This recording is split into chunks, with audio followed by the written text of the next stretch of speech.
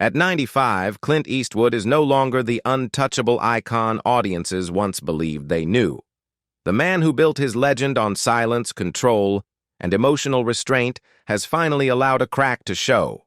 For decades, he ruled Hollywood with discipline and distance, surviving scandals, power, and fame, without ever appearing shaken.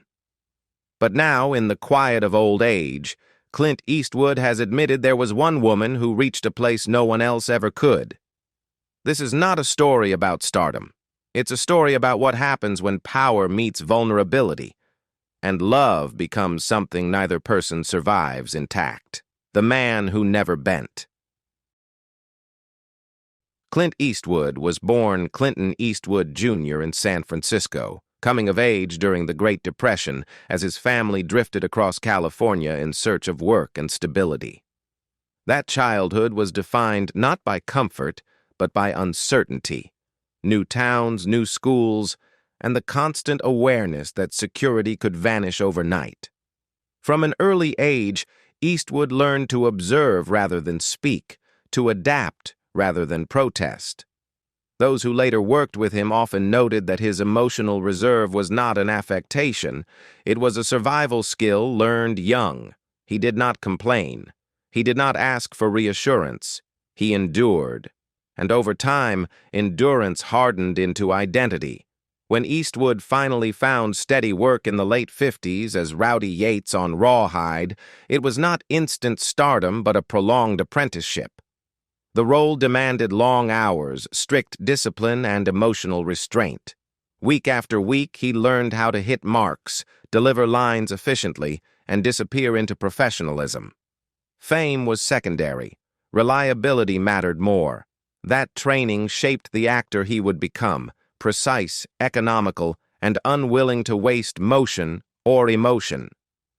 True fame arrived later and with force in the Dollars trilogy, where Eastwood dismantled the traditional Western hero and replaced him with something colder and more ambiguous.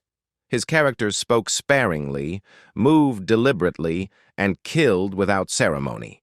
Violence was not expressive, it was inevitable. This restraint became his signature. Audiences didn't simply watch Eastwood, they projected onto him ideas of masculinity, control, and moral authority.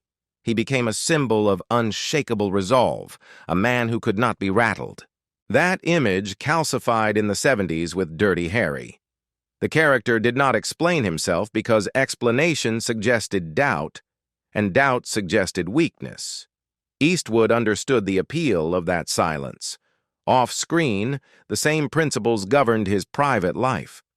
He compartmentalized relationships, avoided emotional confrontation, and guarded his interior world fiercely. He fathered children with multiple women, but kept his personal life out of public view. He did not confess. He did not unravel. Even controversy seemed unable to touch him. Yet while the public fixated on his stoic persona, something quieter was unfolding behind the camera. As a director, Eastwood gravitated toward stories about regret, loss, and moral consequence. His films were not about dominance, but about the cost of it. Unforgiven questioned the mythology that had made him famous. Mystic River lingered on trauma that never heals. $1 Million Baby confronted mercy, suffering, and irreversible choice. These were not the films of a man unaware of pain. They were the work of someone who understood it deeply but refused to name it. Even then, Eastwood maintained control. There were no public breakdowns, no raw admissions, no visible cracks. To the world, he remained intact, untouched by the emotional wreckage that trailed behind him. The illusion was convincing, and it lasted for decades. But it depended on distance, on silence, and on never being truly seen. That illusion would hold for a time. But it would not survive the woman who refused to accept his silence, who challenged his authority, and who reached a part of him no one else ever could. The woman who never fit. Long before Clint Eastwood entered her life, Sondra Locke was already an anomaly in American cinema. Born Sandra Louise Smith in a small town in Tennessee, she was never interested in fitting neatly into expectations, personal or professional. She didn't even like to share her exact year of birth, an early signal of how fiercely she guarded her inner life. What mattered to her was not image, but freedom. Her career began with an unlikely explosion. In her very first major film, The Heart is a Lonely Hunter, Locke delivered a performance so restrained and emotionally precise that it earned her an Academy Award nomination almost overnight. She was young, untrained by the Hollywood system, and immediately marked as someone different. Studios saw potential, but they also saw unpredictability. Locke didn't chase glamour. She chased complexity. Instead of consolidating her success with safe roles, she made choices that unsettled people. She portrayed one of American cinema's earliest trans characters in A Reflection of Fear, embraced unsettling psychological material, and gravitated towards stories about outsiders, people who didn't belong, didn't settle, and didn't survive easily. Her screen presence was difficult to categorize. She could appear fragile or unnervingly erotic, childlike or ageless, grounded or otherworldly. That ambiguity became her signature. Her personal life reflected the same refusal to conform. In her early 20s, she married Gordon Lee Anderson, a gay man who was also her closest friend. Their marriage was not romantic, but deeply bonded. She later described it as spiritual, not conventional, and they never divorced, not even when she later lived with another partner for more than a decade. In a town obsessed with labels, Locke rejected them entirely. Despite her talent, her career never quite aligned with Hollywood's timing. As the industry shifted, new faces emerged, and Locke found herself drifting during a professional lull. She once admitted that success often came down to forces no one could explain. Talent wasn't enough. Timing ruled everything. It was during this vulnerable pause that Clint Eastwood entered her life. In the mid-70s, Locke auditioned for the outlawed Josie Wales. She reduced her salary to get the role, not because she lacked confidence, but because she needed momentum. Eastwood was already a powerful figure, married, distant, revered. From the beginning, their connection was intense.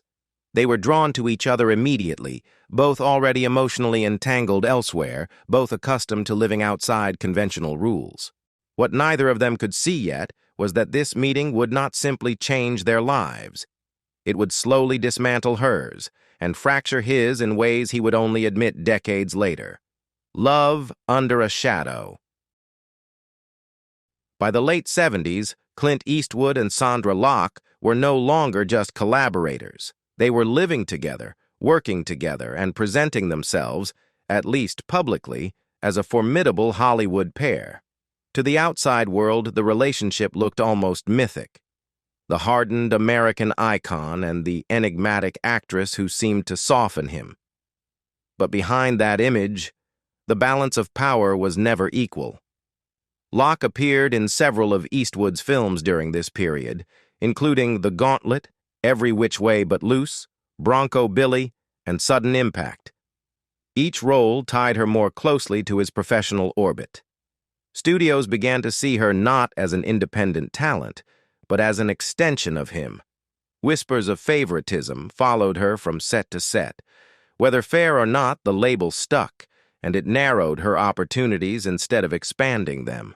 What troubled Locke most was not the gossip, but the loss of autonomy. She wanted more than acting roles shaped by someone else's vision. She wanted to direct, to develop projects, to step into the creative authority she believed she had earned. According to her later writings, that ambition was met with resistance at home. Eastwood, who valued control and order, was uncomfortable with challenges to his dominance, both personal and professional. In her memoir, The Good, the Bad, and the Very Ugly, Locke described a relationship that became increasingly restrictive. She claimed Eastwood dictated not only which projects she pursued, but also fundamental decisions about her body and future. She wrote that he pressured her into multiple abortions, repeatedly promising they would start a family later. Later, never came. Over time, those decisions left her physically and emotionally depleted. On screen, the pattern was unsettling.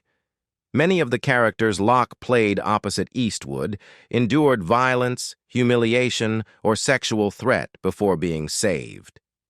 In several films, her characters were assaulted or nearly assaulted, reinforcing a narrative of female suffering that mirrored her private experience. The roles were not accidental. They reflected a worldview where power flowed in one direction. As Eastwood's public stature grew, both as a filmmaker and as a respected civic figure, Locke's world narrowed. He was becoming a symbol of authority and discipline, even winning election as mayor of Carmel by the Sea.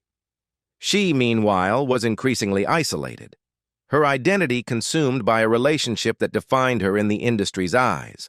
What had begun as passion slowly transformed into containment, and containment, over time, becomes a form of erasure, the silent exile. In 1989, after more than a decade together, Sondra Locke's relationship with Clint Eastwood ended without a conversation, without a warning, and without closure. One day, she returned home to find the locks on their shared house had been changed.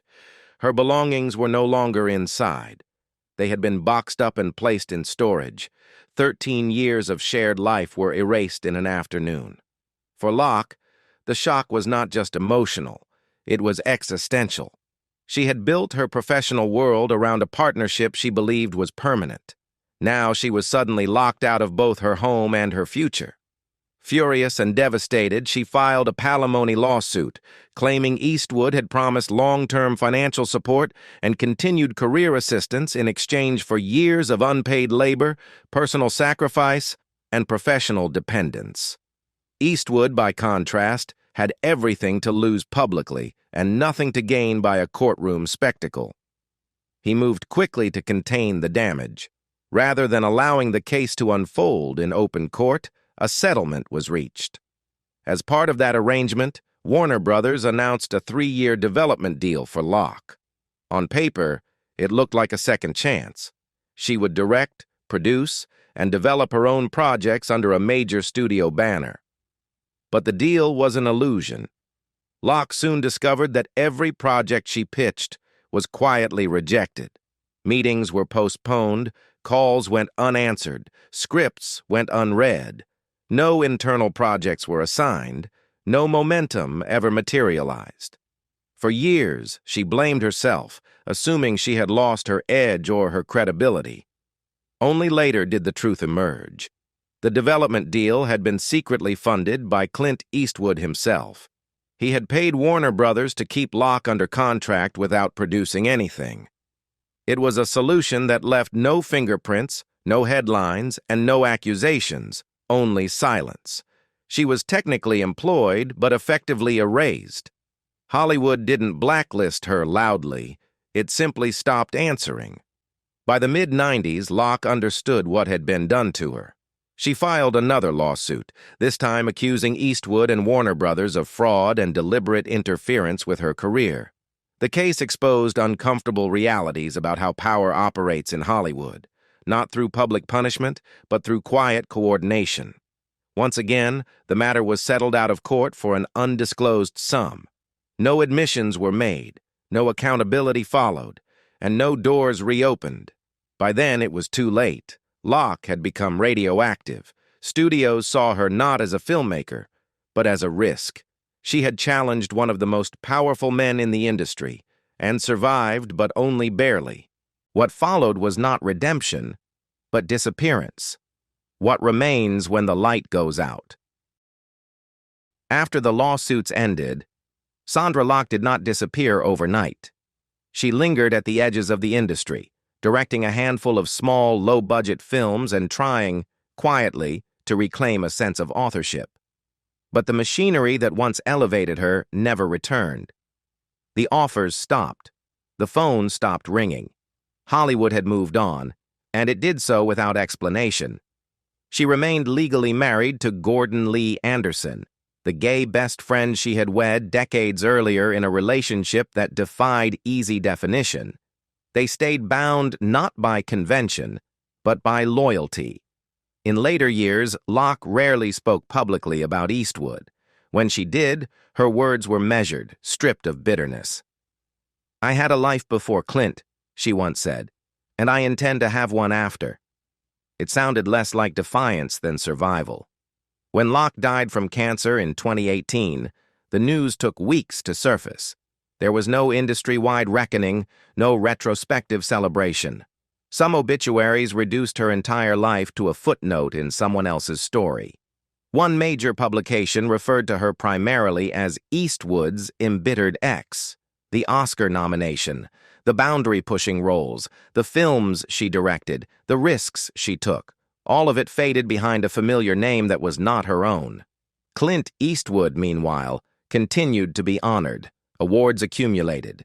Tributes followed. His legacy was preserved, polished, and expanded. Yet in rare moments, he allowed something else to surface. Years after the breakup, he admitted the loss of Locke left him emotionally paralyzed. "I couldn't walk after," he said, not physically but spiritually. For a man defined by control, that was an extraordinary admission.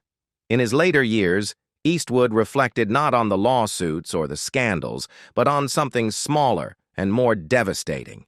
He spoke of moments when Locke could silence him with nothing more than a look.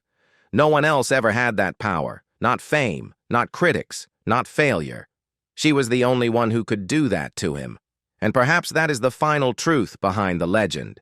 Clint Eastwood was never undone by Hollywood or by time. He was undone by intimacy, by the one woman who made him feel too much, and by a system that ensured she paid the higher price. Do you think Sondra Locke's story would be remembered differently if she hadn't loved one of Hollywood's most powerful men? Let us know your thoughts in the comments.